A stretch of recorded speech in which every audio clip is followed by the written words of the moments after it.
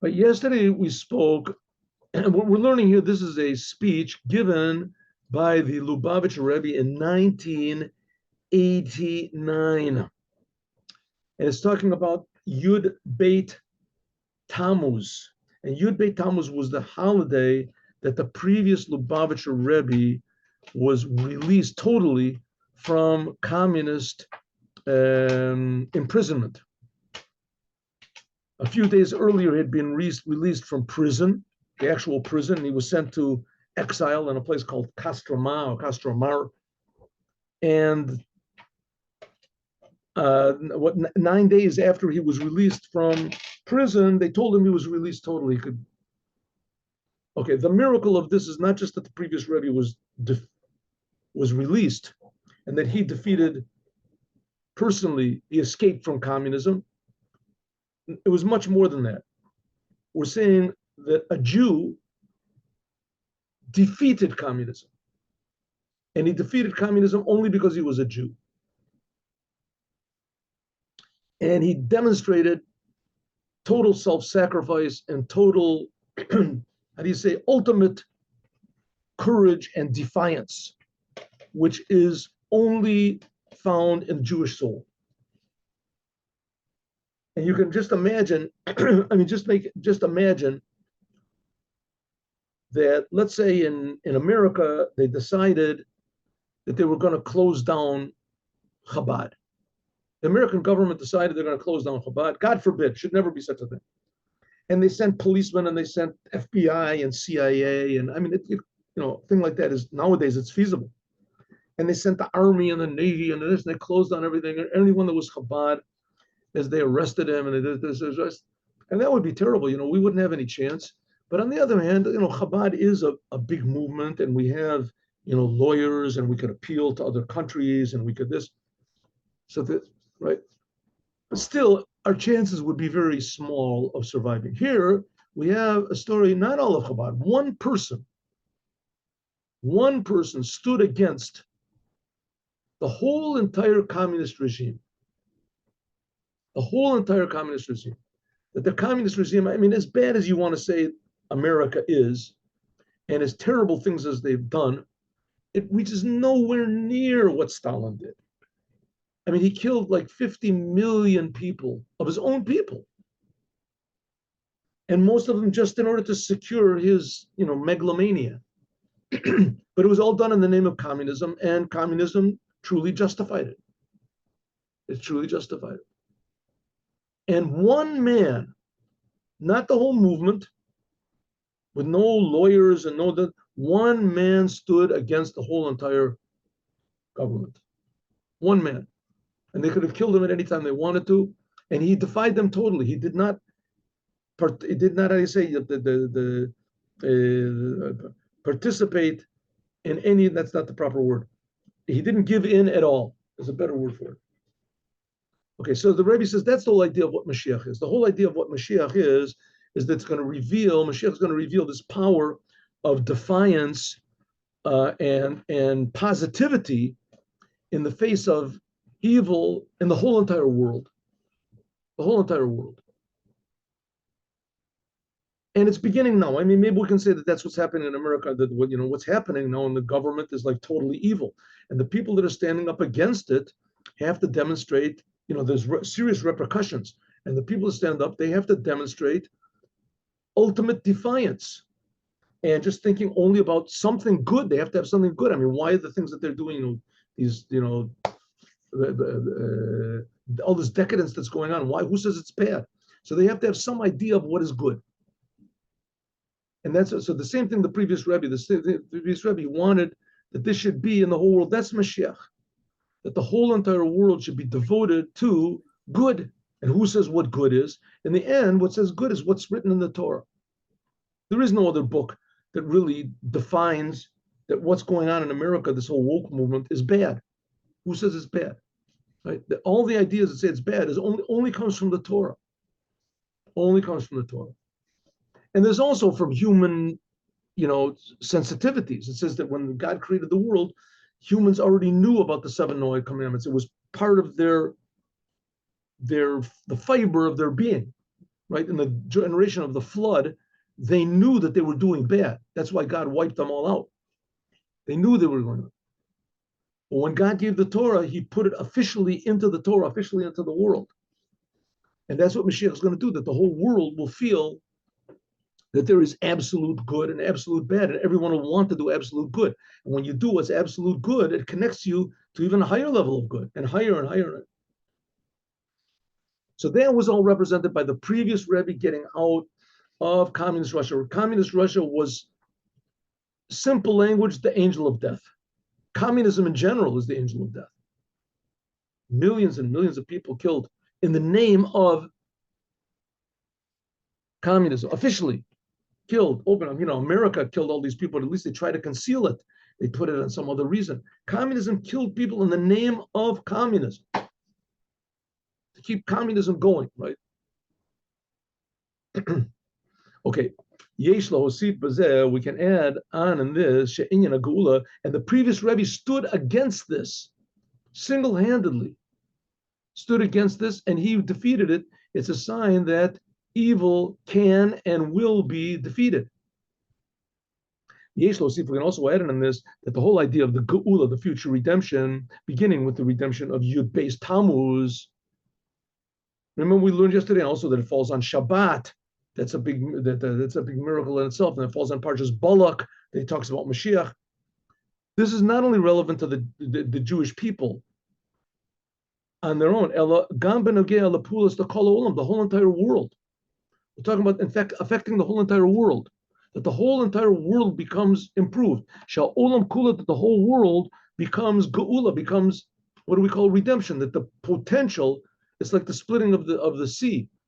When the Jews went across the sea, so it says that trees grew up from the ground and there were fruits on the trees and they fed the fruits to the birds and the birds sang together. Just the potential of everything came out. That's the idea of Geula. And this was begun by the previous Lubavitcher Rebbe.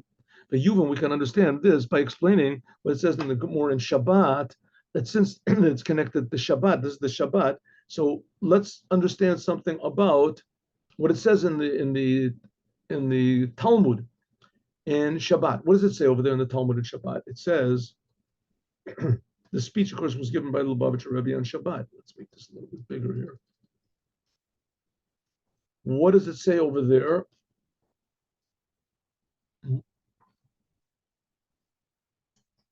In Perek Shvi, in the 7th chapter of Shabbat, the Talmud of Shabbat, and all number sevens are dear, and it talks over there about the Geula, about the future redemption. It says, Klal Gadol. The 7th chapter is called Klal Gadol. It's called, there's a major principle of Shabbat. That if you do things by accident, and there's 49 different categories of sins. If you do 2 of them in an accident, you don't know how many sins have been done, how many sacrifices you have to be. So there it's explained all the works of Shabbat, the 49 different types of work on Shabbat. Avot Malachot Arba'im, it says that there's 40, missing one. And they are, what are the things that are forbidden to do on Shabbat? The 40 says the 39 categories of work that are forbidden on Shabbat. These were 39 different types of works which were necessary to make the tabernacle. And it was forbidden, as important as the tabernacle was in the desert, it was forbidden to do anything to further its building on Shabbat. You couldn't work on Shabbat, nothing. So they said, okay, so all these things are forbidden. What was done in the tabernacle in order to build it? So it was distilled to 39 different types of works. And it began the work that had to be done to make the bread. There was bread in the whole temple. So it was Zoreya, Choresh. There is planting, plowing and planting. And then the last one is Makaba Patish, putting the finishing touches on things. Hamotza Reshut, carrying from one domain to another. These are the father transgressions. Avot Malachot, the categories of transgressions, 40, missing one. It doesn't say 39. It says 40 minus one. That's what it says in the Tractate of Shabbat. What's this got to do with the future redemption? You're doing it's known. What say in the Mishnah? This is a Mishnah. What does it say? Why does it say 40 types of transgressions of Shabbat? Missing one. Malachot means forbidden works. 40 forbidden things to do. 40 things that are forbidden, minus one. Why doesn't it just say 39? Like it says in the Gemara, right? Each and every one of these things is enumerated. These are the 39 things. That's what it says in the Talmud.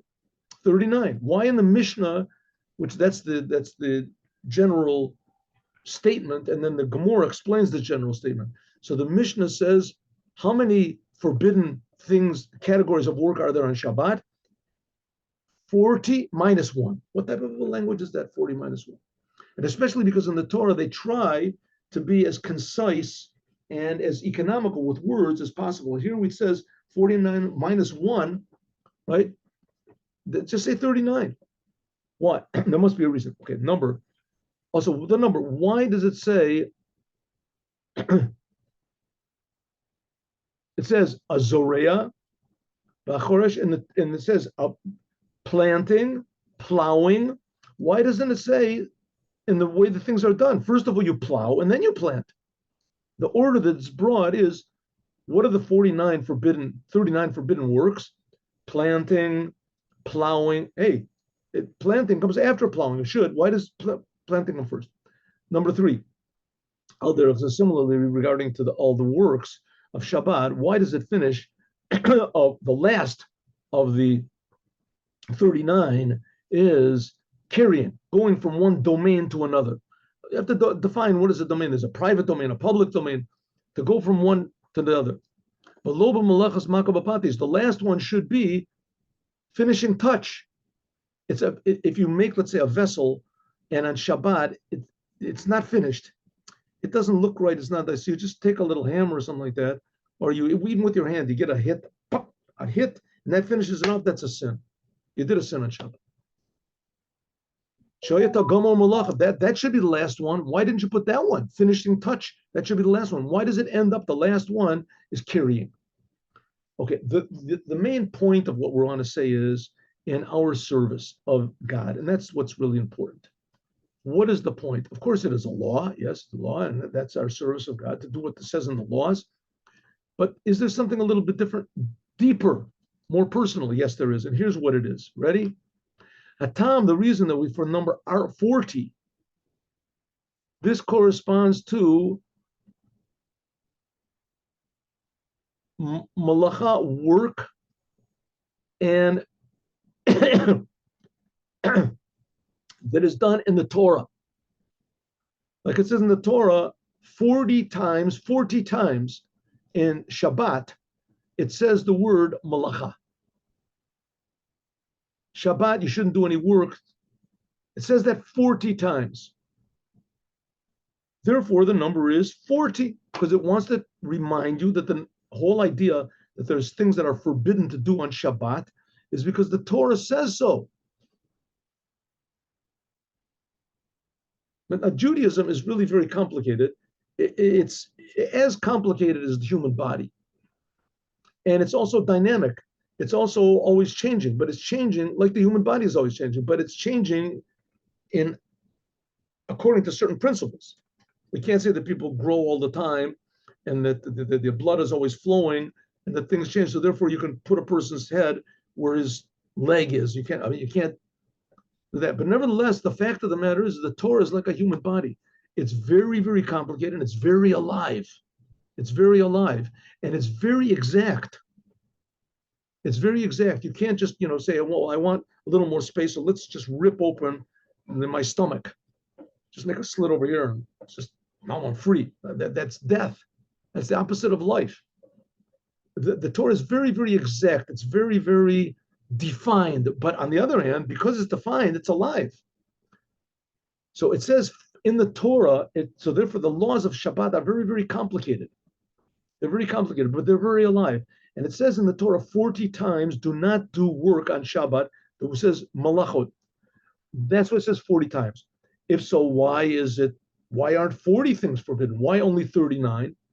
40 because there is one type of malacha, one type of work that is permissible to do on Shabbat. It says that Shabbat is work, is forbidden for work, but there's one type of work that's called work, but it's permissible on Shabbat. Like it says in the Gemara, it says, Ki bo Shabbat mikol malachto, says that you should rest from all malachto. What does it mean, malachto?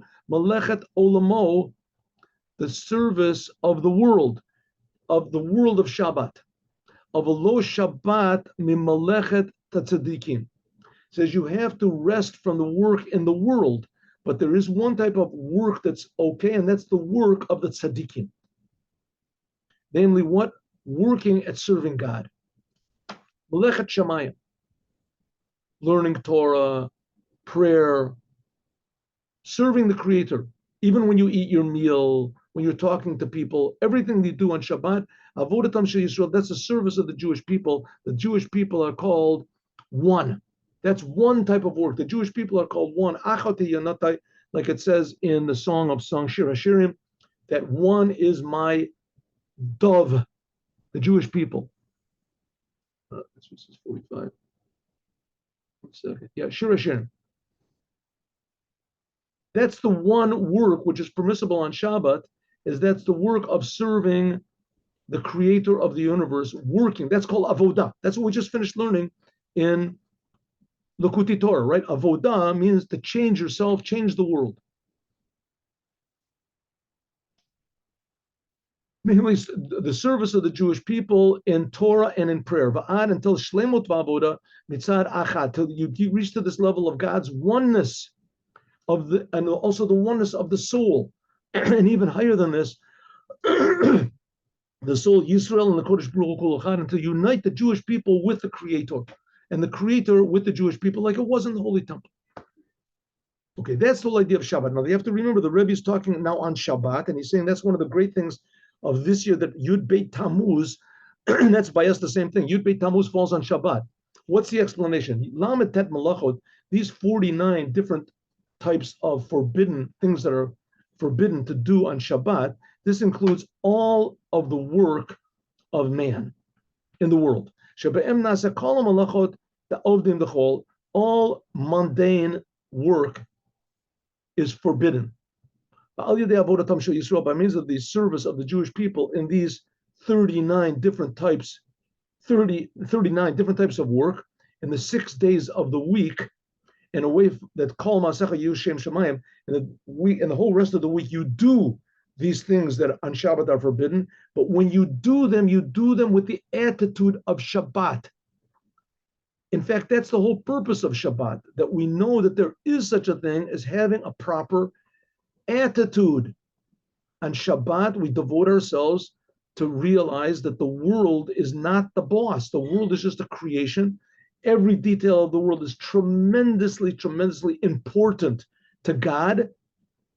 But the world should be, and it's important that we work in the world, but it has to be on God's terms. That's what it is. It should be for the sake of God, of heaven, or it should be that you connect with God in everything you do. This brings a pa'ula of the world. This brings the creation, a refinement in the world, and making the world a dwelling place for God. It doesn't mean that someone comes into your store, you're working in a hardware store, and so you come in, the person says, okay, I would like, please, a hammer and a screwdriver, and you're standing there, Hashem is one, Hashem is what?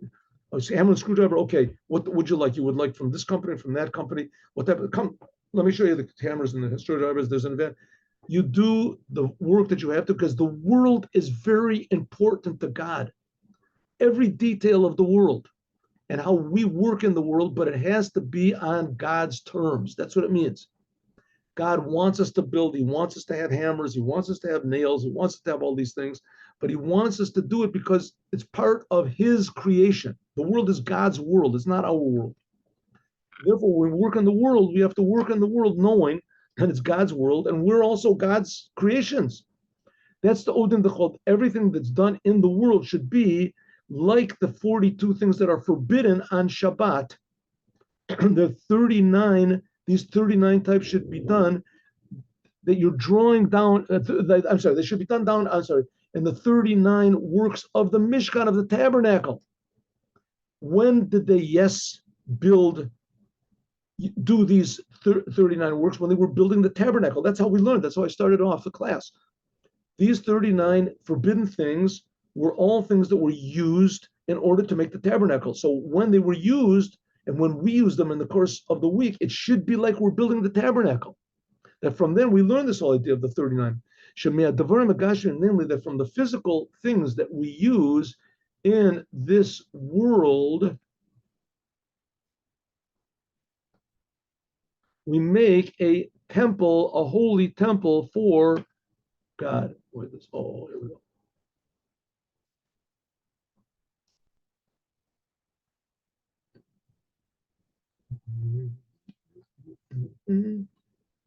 Like it says, Asali Mikdash v'shechanti betocham, make me a holy house and I will dwell among you. It doesn't say in it, among you. But al yadei by means of this, when we in the weekdays do everything in the sense, with the same attitude as they used these 39 forbidden things that are forbidden on Shabbat. In the weekdays, they use it to build the tabernacle. So we should do everything we do is like we're building the tabernacle. We draw down into the world the completion of all the 40 works, namely including that one work which is said is permissible on Shabbat, the work of the tzaddikim, the work serving God. And in general, even more, behold, this is the difference between exile and redemption. And that's what we're working for over here is the redemption. Chol and Shabbat. Mundane and holy. Weekday and holy day. Shabbat. Galut, that the whole entire exile, this is called malacha. Like it says, Ani et na'ala iti l'regel hamalacha. Yaakov said to Esav, I will go very slowly. Esav said, let me walk together with you. And Yaakov said, no, you go ahead. You go ahead. And I want to have to go slowly according to the malacha, according to the work I have to do. And explains what is this work? It's the time of exile. When is it that Yaakov will meet up with Esav? It says that's the future redemption. Esav is the church, basically. Esav is Edom. It's Rome. It's the church. It says that when are we going to meet up with the church? When is it the church is going to fall down and realize they have to worship only the creator of the universe, according to the Torah? That's going to be with the Moshiach. That's what he says, I will work according to I will meet up with you. I will go slowly and I'll meet up with you. Yaakov said, I'll meet up with you according to the work. What's the work? The whole time of exile, until they meet up. This whole time of exile is called malacha, where the truth is not revealed, everything is confused. Sha'az then is Zman Abira. Now is the time we have to work on these 39 different works and to purify what's called the 288 sparks that fell in the breaking of the vessels.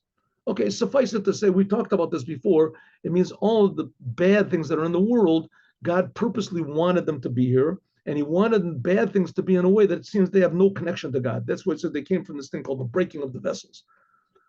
That it seems that the bad in the world is an independent thing, right? That the devil is an independent, the separate, entity on his own. He makes his own decisions. It's not so. The fact is that we're in this world to refine the world and to show that everything is really coming from God for a purpose. When that happens, as 99% of the bad disappears. The Al Yadei, by means of this, by means of our work all the time in exile, we make a revelation of Shabbat. In fact, the day that's totally Shabbat, it won't be necessary to do these 39 types of work anymore, that everything will be holy. We're moving, so it's understood that this is specially stressed in this year, said the Rebbe. The Rebbe spoke this, and 40 years after the passing of the previous Lubavitcher Rebbe, 40. It says the number 40, it says that the Jews wandered in the desert for 40 years, and Moses said to the Jews that now you've been 40 years as God has given you a heart. Up to now, you have not had a heart to understand or eyes to see and etc., or ears to hear. But after 40 years, you did. These three things, which are called a heart, eyes, and ears, this generally is all the service of man. Heart, eyes, and ears, we say you shouldn't go after your eyes. Eyes means wisdom, seeing God. Your heart is understanding. By means of this, Tosef is added even more in the revelation of the 40 different types of work in the world.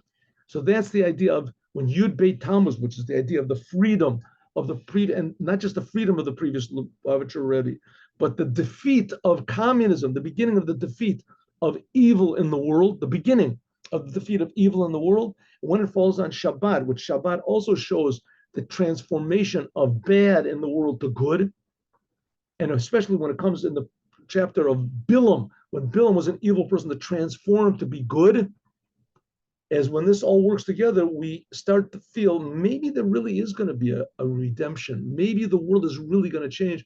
Maybe it should have changed a long time ago, and any second it comes, it's going to be really late. It has to happen right now. How are we going to make it happen? We'll have to do that in continuation tomorrow. And now let's do the Yom Yom.